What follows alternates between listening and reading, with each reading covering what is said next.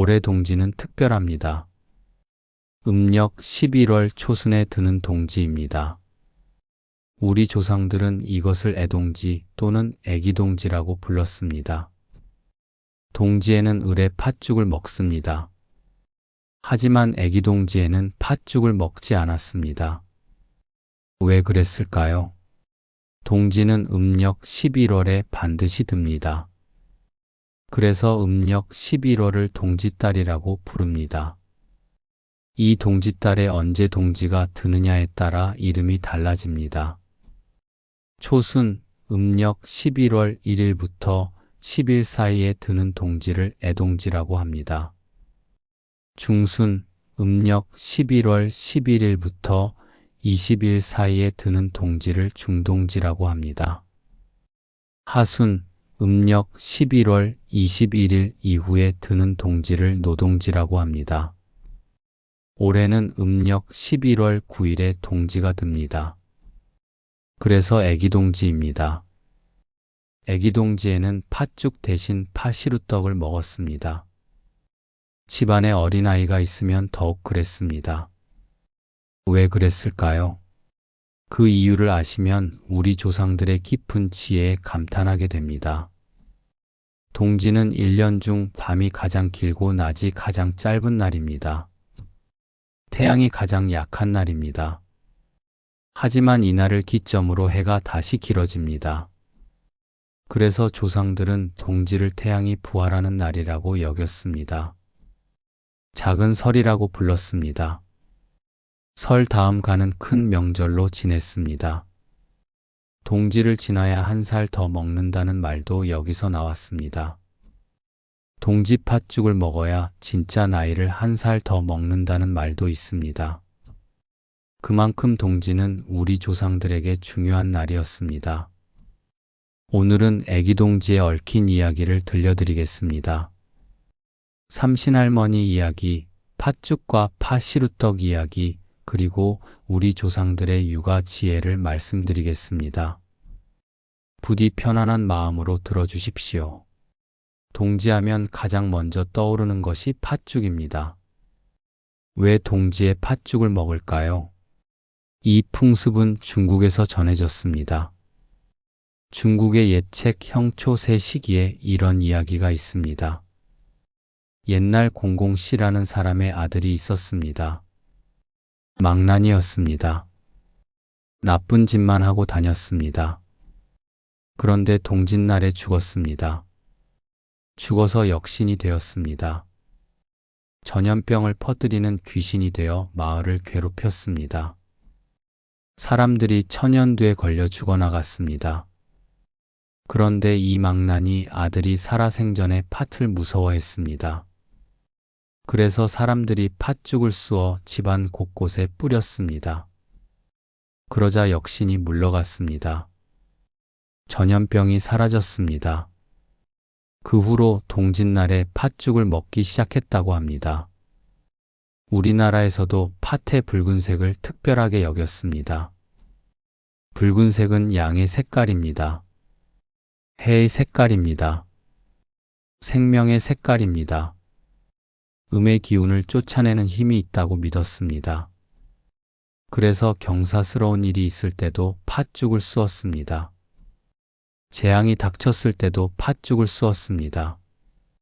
집안에 초상이 났을 때도 팥죽을 쑤어 상가에 보냈습니다. 전염병이 돌 때는 우물에 팥을 넣었습니다. 물이 맑아지고 질병이 사라진다고 믿었습니다. 동지 팥죽은 이렇게 만들었습니다. 팥을 삶아서 죽을 쓰고 찹쌀로 작은 단자를 만들어 넣었습니다. 이것을 새알심이라고 불렀습니다. 새알처럼 작다고 해서 붙여진 이름입니다. 새알심은 나이만큼 넣었습니다. 10살이면 10개, 20살이면 20개를 넣어 먹었습니다. 팥죽을 다 쓰면 먼저 사당에 올렸습니다. 조상께 먼저 드리는 것입니다. 그 다음 각 방에, 장독에, 헛간에, 곳간에 담아 놓았습니다. 집안 곳곳에 팥죽을 놓으면 악귀가 들어오지 못한다고 믿었습니다. 대문과 벽에도 팥죽을 뿌렸습니다. 이웃과 나눠 먹기도 했습니다. 이것이 동지의 풍습이었습니다. 우리 조상들은 삼신할머니를 믿었습니다. 삼신할머니는 아이들을 지켜주는 신입니다. 아기가 태어날 때 도와주시고 아기가 자랄 때 보살펴 주십니다. 7살까지 아이들을 지켜주신다고 믿었습니다. 안방의 가장 따뜻한 자리가 삼신할머니의 자리였습니다. 아기가 태어나면 삼신상을 차렸습니다. 깨끗한 쌀, 미역국, 정화수를 올렸습니다. 아이가 무탈하게 자라기를 기원했습니다.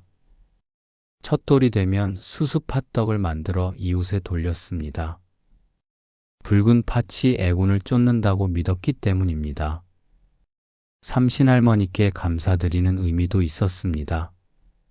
한 해 동안 아이를 잘 지켜주셔서 고맙다는 마음이었습니다.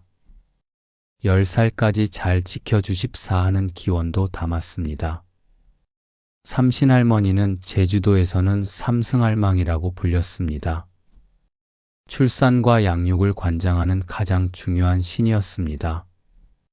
임신을 하면 삼신에게 기도했습니다. 출산할 때도 삼신할머니를 불렀습니다. 아기가 건강하게 자라도록 날마다 삼신할머니께 빌었습니다. 몽고 반점도 삼신할머니와 관련이 있다고 믿었습니다.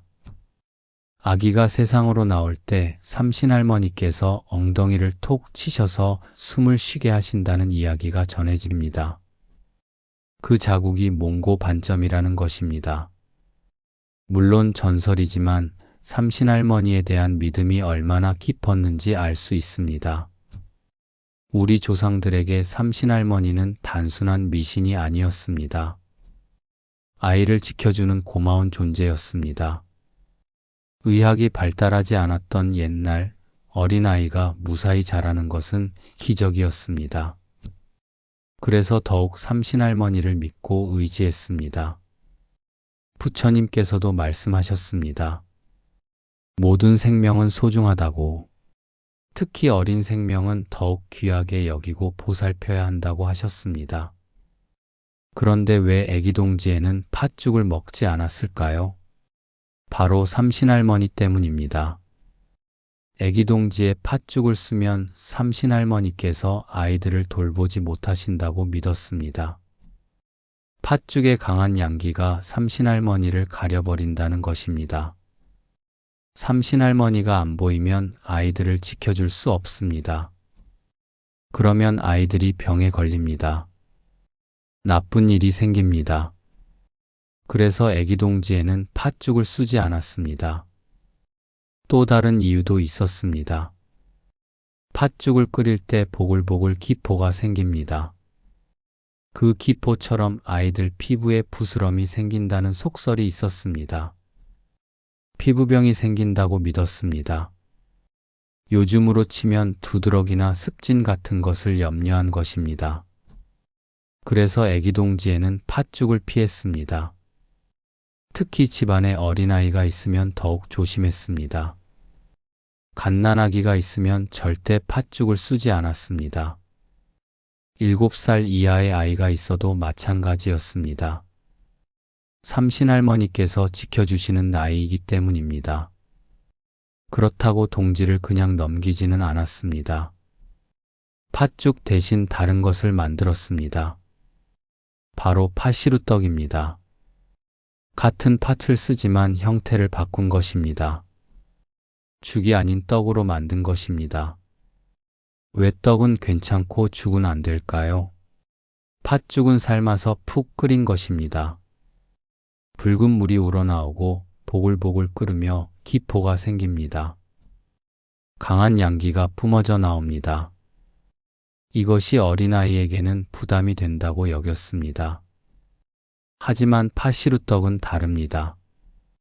팥을 삶아서 떡을 만드는 것이지만 죽처럼 끓이지 않습니다. 찐 것입니다. 좀 더 온화합니다. 좀 더 부드럽습니다. 같은 팥의 효능은 있지만 강한 기운은 줄어듭니다. 그래서 아이들에게 부담을 주지 않는다고 믿었습니다. 이것이 조상들의 지혜였습니다. 파시루떡은 이렇게 만들었습니다. 찹쌀가루를 시루에 안치고 그 위에 삶은 팥을 올립니다. 다시 찹쌀가루를 올리고 팥을 올립니다. 이렇게 켜켜이 쌓아서 찝니다. 김이 무럭무럭 올라오고 팥의 붉은색이 하얗게 찐 쌀가루 사이로 보입니다. 다 쪄서 식히면 예쁜 파시루떡이 됩니다. 이것을 먹으면 동지의 의미는 살리면서 아이들에게 해가 되지 않는다고 믿었습니다. 어떤 지방에서는 팥밥을 했습니다. 밥을 지으면서 팥을 넣는 것입니다. 이것도 팥죽보다는 온화하다고 여겼습니다. 생각해 보십시오. 우리 조상들의 마음을요. 동지는 큰 명절입니다. 애군을 쫓고 복을 빌어야 하는 중요한 날입니다. 당연히 팥죽을 쑤어야 합니다. 하지만 집안에 어린아이가 있습니다. 그 아이가 혹시라도 탈이 날까 염려됩니다. 삼신할머니께서 보살피지 못하실까 걱정됩니다. 그래서 고민합니다. 팥죽을 쓸까 말까? 그리고 결론을 내립니다. 팥죽은 쓰지 말자. 대신 파시루떡을 만들자. 이것이 바로 조상들의 지혜입니다. 좋은 것도 때를 가려야 한다는 지혜입니다. 같은 것이라도 형태를 바꾸면 된다는 지혜입니다. 고집 부리지 않고 상황에 맞춰 바꿀 줄 아는 지혜입니다. 부처님께서 방편을 가르쳐 주셨습니다. 목적은 같지만 방법을 바꾸는 것입니다. 사람에 따라, 때에 따라, 상황에 따라 알맞은 방법을 쓰는 것입니다. 팥죽과 파시루떡이 바로 그것입니다. 목적은 같습니다. 동지를 지내고 애군을 쫓고 복을 비는 것입니다. 하지만 방법을 바꿨습니다. 아이를 위해서입니다. 어른들은 강한 팥죽을 먹어도 괜찮습니다. 하지만 어린아이는 다릅니다. 그래서 부드러운 파시루떡으로 바꾼 것입니다. 이것이 조상들의 육아 지혜입니다. 동지는 세 가지로 나뉩니다. 애동지, 중동지, 노동지입니다. 각각 풍습이 조금씩 달랐습니다. 애동지는 음력 11월 초순에 드는 동지입니다. 애기동지라고도 불렀습니다. 어린아이를 뜻하는 애기에서 온 이름입니다. 이때는 팥죽을 쓰지 않고 파시루떡이나 팥밥을 해 먹었습니다. 어린아이가 있는 집에서는 더욱 조심했습니다. 중동지는 음력 11월 중순에 드는 동지입니다. 이때는 팥죽을 쓰기도 하고 팥떡을 만들기도 했습니다. 집안 형편과 아이의 나이에 따라 선택했습니다. 어린아이가 없으면 팥죽을 쑤었습니다. 있으면 팥떡을 만들었습니다. 노동지는 음력 11월 하순에 드는 동지입니다. 늙을 노자를 씁니다. 이때는 어른들이 조심해야 한다는 속설이 있었습니다. 노동지가 드는 해에는 어른들에게 화가 미친다고 믿었습니다. 그래서 팥죽을 쑤어서 어른들의 안녕을 기원했습니다. 특히 노인들이 팥죽을 많이 드셨습니다. 이렇게 동지가 언제 드느냐에 따라 풍습이 달랐습니다. 하지만 공통점이 있습니다. 모두 가족의 안녕을 빌었다는 것입니다. 모두 팥의 힘을 믿었다는 것입니다. 다만 그 형태를 상황에 맞게 바꿨을 뿐입니다. 애기동지에는 아이를 위해 파시루떡을 만들었습니다. 노동지에는 어른을 위해 팥죽을 쑤었습니다. 중동지에는 그 중간을 택했습니다. 이것이 조상들의 지혜였습니다. 융통성 있게 대처하는 지혜였습니다. 부처님께서 중도를 가르쳐 주셨습니다. 지나침도 모자람도 아닌 딱 알맞은 길입니다.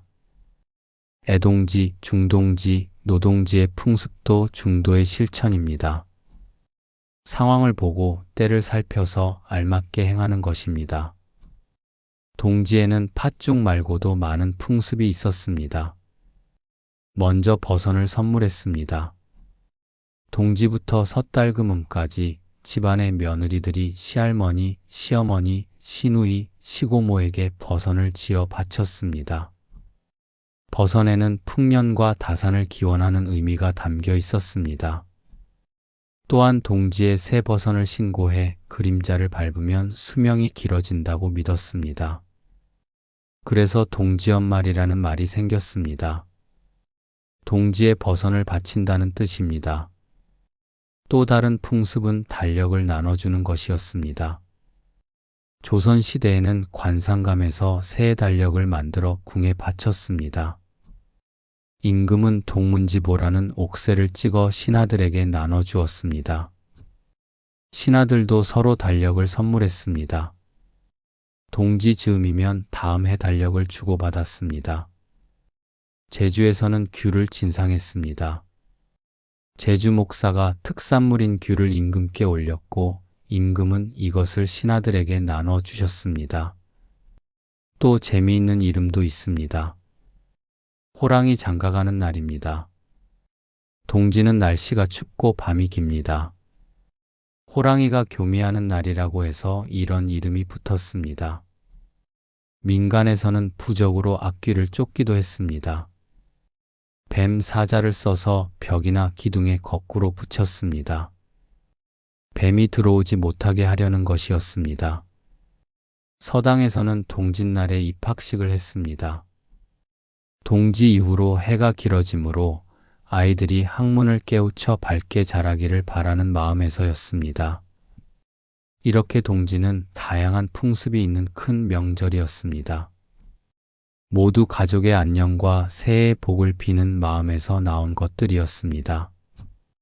조상들의 지혜와 사랑이 담긴 풍습들이었습니다. 긴 시간 동안 제 이야기를 들어주셔서 고맙습니다. 오늘은 애기동지에 담긴 조상들의 지혜를 말씀드렸습니다. 정리하겠습니다.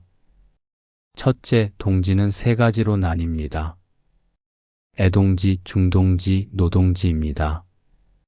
올해는 애기동지입니다. 둘째, 애기동지에는 팥죽 대신 파시루떡을 먹었습니다. 삼신할머니께서 아이들을 돌보시도록 하기 위해서였습니다. 셋째, 같은 파치지만 형태를 바꿨습니다. 강한 죽 대신 부드러운 떡을 택했습니다. 넷째, 이것은 상황에 맞춰 방법을 바꾸는 지혜였습니다. 좋은 것도 때를 가려야 한다는 지혜였습니다. 다섯째, 조상들의 모든 풍습에는 가족을 사랑하는 마음이 담겨 있었습니다. 우리 조상들은 지혜로웠습니다. 동지는 큰 명절이지만 애기 동지에는 팥죽을 쓰지 않았습니다. 전통을 고집하지 않고 아이를 먼저 생각했습니다. 강한 것보다 부드러운 것을 택했습니다. 이것이 진정한 사랑이고 진정한 지혜입니다. 부처님께서도 비슷한 가르침을 주셨습니다. 방편을 쓰라고 하셨습니다. 목적은 같지만 방법을 바꾸라고 하셨습니다. 중도를 실천하라고 하셨습니다. 지나침도 모자람도 아닌 딱 알맞은 길을 가라고 하셨습니다. 애기동지의 풍습이 바로 그것입니다. 팥의 효능은 살리되 아이에게 부담을 주지 않는 방법을 찾았습니다. 전통의 의미는 지키되 형태를 바꿨습니다. 이것이 중도이고 방편이고 지혜입니다. 올해 겨울 애기동지를 맞이하여 파시루떡을 드시면서 조상들의 지혜를 되새겨 보십시오. 좋은 것도 때를 가려야 한다는 가르침, 상황에 맞춰 방법을 바꿀 줄 아는 지혜, 무엇보다 가족을 사랑하는 따뜻한 마음을 기억하십시오. 부처님께서 말씀하셨습니다. 모든 생명을 소중히 여기라고, 특히 어린 생명은 더욱 귀하게 보살피라고 하셨습니다. 우리 조상들이 바로 그렇게 했습니다. 삼신할머니를 믿고 아이를 아끼고 애기동지에는 팥죽 대신 파시루떡을 만들었습니다. 이 모든 것이 아이를 사랑하는 마음에서 나왔습니다. 오늘 이 가르침이 여러분의 마음에 닿기를 바랍니다. 당신의 겨울이 따뜻하시기를 발언합니다. 당신의 가족이 평안하시기를 발언합니다. 부처님의 자비가 함께하시기를 발언합니다. 나무아미타불, 나무석가모니불, 나무관세음보살, 고맙습니다.